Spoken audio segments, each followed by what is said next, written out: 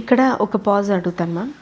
ఒక విమెన్గా ప్రతి స్త్రీ దశలు చెప్తాను ఎలా ఉండాలి అంటే మెంటలీ ఫిజికలీ. ఎగ్జాంపుల్, టీనేజ్లో ఉండే అమ్మాయిలు కావచ్చు, అంటే ఒక 16 నుంచి ఒక 25, 26, 30sలో multiple partners in terms of physical intimacy, or else very irregular lifestyle, or else ఒకలాంటి కేర్లెస్నెస్ లైఫ్ స్టైల్ 25-30 లోపల చూపించకపోవచ్చు, అంత ఫ్యాన్సీగా బాగుంటుంది.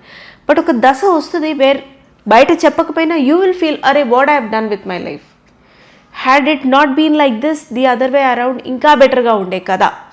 చెప్పకపోవచ్చు, ఈగో వచ్చి బయట చెప్పకపోవచ్చు. సో మీరు ఒక సక్సెస్ఫుల్ డాక్టర్గా విమెన్ని ట్రీట్ చేస్తూ వస్తున్నారు కదా.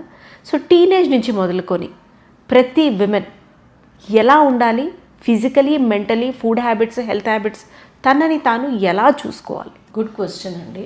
యూజువల్లీ దీనికి ఒక్కటే ఒక సమాధానం నా దగ్గర ఉంది, ఒకటే, regardless the age. Okay, awareness అండి.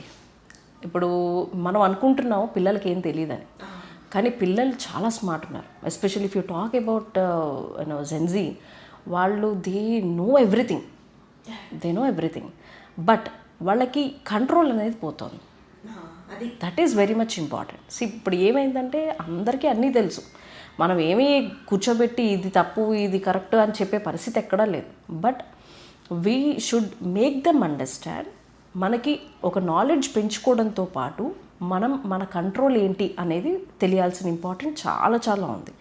సో ఈ ఫస్ట్ నాలెడ్జ్ అని ఎందుకు చెప్పాను అంటే, నాలెడ్జ్ అంటే మనం చదువుతూ ఉన్నాం అనుకోండి, లేదా మన విషయాల గురించి తెలుసుకుంటూ ఉన్నప్పుడు ఏమవుతుందంటే మనలో ఒకలాంటి ఎక్కడో తెలియని ఒక యాక్సెప్టెన్స్ స్టార్ట్ అవుతుంది, రైట్? సో ఇప్పుడు మనం ఫర్ ఎగ్జాంపుల్ మనం బయట ఫుడ్డే తినకూడదు అని చెప్పాను నేను. ఎందుకు తినకూడదు అనే క్వశ్చన్ వేసుకున్నప్పుడు, దాని గురించి చదివినప్పుడు, ఇప్పుడు if I'm not a doctor, నేను కూడా బయట ఫుడ్ తినచ్చు, మీరు ఏదైనా తీసుకోవచ్చు, లేదా నేనే తింటూ ఉండడం, ఇవన్నీ జరుగుతూ ఉండొచ్చు కాక.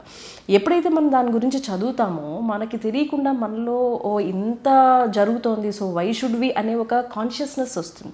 మీరు గమనించినట్లయితే కనుక కోవిడ్ కంటే కొంచెం ముందు నుంచి జనాల్లో బాడీ కంట్రోల్ అనేది, అంటే ఫిజికల్గా ఒబిసిటీని కంట్రోల్ చేయాలనేది విపరీతంగా, అంటే ఒక విస్తరించినట్టు కోవిడ్ ఎలా అయితే వ్యాప్తి చెందిందో అలానే అందరూ కూడా చాలా లిక్విడ్ డైట్ అని చేశారు, 2 మీల్ డైట్ అని చేశారు, ఇంటర్మీడియట్ ఫాస్టింగ్ అని చేశారు. అది ఇంతకుముందు ఎప్పుడు ఎవరు ఇంత కాన్షియస్గా లేరండి. సడన్గా అది డెవలప్ అయింది. ఎందుకు డెవలప్ అయిందంటే దానివల్ల ఎలాంటివి మనం ఫేస్ చేస్తున్నాము, చాలా చిన్న ఏజ్లో షుగర్లు రావడము, పిల్లలకి షుగర్ అండి, type 1 డయాబెటీస్ రావడము, అది ఎక్కువ అయిపోయింది ఈ కాలంలో. Because they are eating whatever they wanted, there is no control. If they start knowing about things, if they could able to control themselves. Ma'am, ఇక్కడ పెద్దవాళ్ళ పాత్ర కూడా పోషిస్తుంది. పిల్లలకి ఏది పడితే అది పెట్టండి, వాళ్ళు కొండ తిన్నా కూడా అరిగించుకుంటారని మాట్లాడతారు. ఆల్మోస్ట్ ప్రతి పెద్దవాళ్ళు ఇలాగే చెప్తారు. మీరు ఈ బ్యాలెన్స్, అంటే వాళ్ళ జనరేషనల్ ఇది వేరు, ఇప్పుడు వస్తున్నది వేరు, ఇప్పుడు వస్తున్న షుగర్స్ వేరు, అది తింటే వచ్చే ఇది వేరు. ఎక్కువ షుగర్స్ తింటే ఎనర్జీని కూడా బ్యాలెన్స్ చేయలేం పిల్లల్లో. అది ఎలా చెప్పాలి పెద్దవాళ్ళకి? చాలా వండర్ఫుల్ అండి. బికాస్ ఇంట్లో పెద్దవాళ్ళు ఏమనుకుంటారంటే పిల్లలకి మనం పెడితే మనం చాలా ప్రేమగా ఉన్నాము, అవును, ఏది కావాలంటే అడగకపోయినా కూడా పెడితే చాక్లెట్ కొనిస్తా అని పిలుస్తారు. పిల్లల్ని మచ్చిక చేసుకోవడానికి వాళ్ళు యూజ్ చేసే ఫస్ట్ ఆయుధం, చాక్లెట్ ఇస్తా, బిస్కెట్ ఇస్తా, చక్కెర పోస్తా నోట్లో. ఇది కరెక్ట్. సో వీటిల్లో ఏమవుతుందంటే అండి, ఫస్ట్ ఆఫ్ ఆల్ పెద్దవాళ్ళకి కూడా చాలా అవేర్నెస్ అవసరం అండి. మెయిన్ ఉంటుందా మ్యామ్? అవేర్నెస్ ఉంది కానీ కరెక్ట్, ఎందుకంటే వాళ్ళ జనరేషన్ వేరు. సో డెఫినెట్లీ వాళ్ళు ఒక రకంగా ఇప్పుడు మనలో మనం మార్పు చెందడం అనేది చాలా కష్టమైన విషయం. It is not easy task. Definitely మనం కంట్రోల్ చేసుకోవడమే చాలా కష్టమైన విషయం. So definitely generation issues are there. ఇంట్లో ఎస్పెషల్లీ గ్రాండ్ పేరెంట్స్ ఉన్నప్పుడు, జాయింట్ ఫ్యామిలీస్లో ఉంటున్నప్పుడు, లేదా ఎప్పుడైనా వాళ్ళు న్యూక్లియర్ ఫ్యామిలీస్కి వాళ్ళ పిల్లల దగ్గరికి వెళ్ళినప్పుడు ఈ ప్రాబ్లం అనేది ఎక్కువగానే చూస్తున్నాం.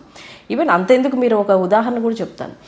చాలామంది తల్లులు ఏం చేస్తారంటే కన్సీవ్ అయి ప్రెగ్నెన్సీ అయిన తర్వాత, డెలివరీ అయిన తర్వాత, బేబీ పుట్టిన తర్వాత పెద్దవాళ్ళు ఏం చెప్తారంటే బయట డబ్బా పాలు పట్టమని చెప్తారు, విచ్ ఈజ్ యాక్చువల్లీ అగెన్స్ట్. అంతకంటే కొంచెం ముందు జనరేషన్ వాళ్ళు చెప్పేవారు కాదు, తల్లిపాలే శ్రేష్టం అని చెప్పేవారు. బట్ వెరీ అన్ఫార్చునేట్ ఏంటంటే ఆ తర్వాత జనరేషన్కి వచ్చేసరికి వాళ్ళు ఏం సజెస్ట్ చేస్తున్నారంటే మీరు ఇచ్చే పాలు సరిపోవట్లేదు, అందుకే పిల్లలు ఏడుస్తున్నారు, వాళ్ళకి డబ్బా పాలు ఇవ్వండి, అది సరిపోదు, ఆ డాక్టర్కి ఏం తెలియదు.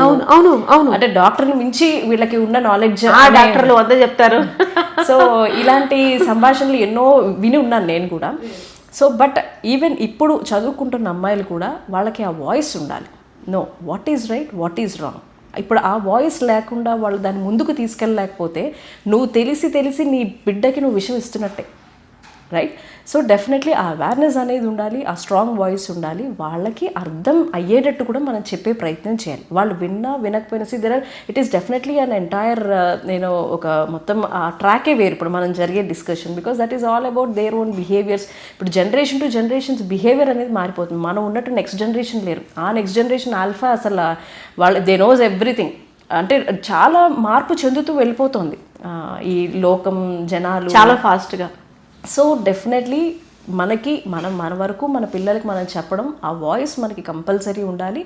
అండ్ ఏది రైట్, బికాజ్ ఇప్పుడు మనం మన చేతులారా మన పిల్లలకి ఆ చాక్లెట్స్ ఇచ్చి వాళ్ళని ఇంకా హైపర్ చేసి ఆ చిప్స్ ఇచ్చి ఈ చిప్స్ ఇచ్చి, that is definitely a wrong advice అండి, రాంగ్ ఐడియా అండి to feed kids like that. Definitely ఇంట్లో మీరు ఏం పెట్టండి, ఇంట్లో చేసింది ఏం చేయండి. ఇప్పుడు అదే జంక్ మీరు ఇంట్లో కూడా తయారు చేయొచ్చు, అందులో ప్రిజర్వేటివ్స్ వేయం, దాని షెల్ఫ్ లైఫ్ కొంతవరకు అసలు ఒక 4 పూట్ల అన్నం పెట్టడాన్ని చాలా వెరీ బ్యాక్వర్డ్ థింగ్గా భావిస్తున్నారు పిల్లలకి. ఎగ్జాంపుల్ 1 గంటకు వాడు తిన్నాడు, ఓ 3:30 4 మళ్ళీ ఆకలేసింది, ఆ కూర కాదు ఇంకో కూర వేసి పెట్టు.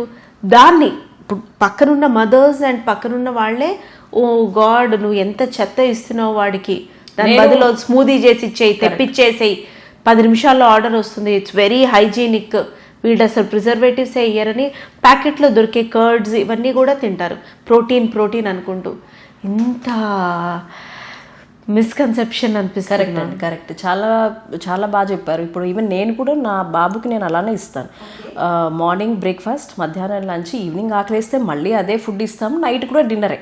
But we ensure that we are giving proper protein, దాల్ రూపేనా ఇంకొక వెజిటబుల్స్ రూపేనా, రాగి లడ్డు, ఒక బ్యాలెన్స్డ్ డైట్ మన ఇంట్లో మనం ఫ్రెష్గా చేసుకున్నదే ఇవ్వాలి. అంతేగాని మనం ఎక్కడి నుంచో చూసి మనం దాన్ని అడాప్ట్ చేసుకుని అనవసరంగా ఎక్కడెక్కడి నుంచో అవేవో కొని చేసి దాన్ని రకరకాలుగా దాంట్లో మళ్ళీ మైనీస్ అని అదని ఇదని వేసి మైదాలు వాడి దాన్ని మొత్తం అంతా పొల్యూట్ చేసేసి రేపన్నో చాలా ఫాస్ట్గా పిల్లలు మెచ్యూర్ అయిపోవడము, లేదా వాళ్ళలో మూడ్ స్వింగ్స్ రావడము, ఇవన్నీ కూడా what ever you eat you behave, simple. మీరు ఏదైతే మీ బేబీకి పెడుతున్నారో వాడు ఏ రియాక్షన్స్ ఇస్తున్నా, ఏ రెస్పాన్సెస్ ఇస్తున్నా కూడా మీరు పెట్టే ఫుడ్ని బట్టే ఇస్తున్నాడు.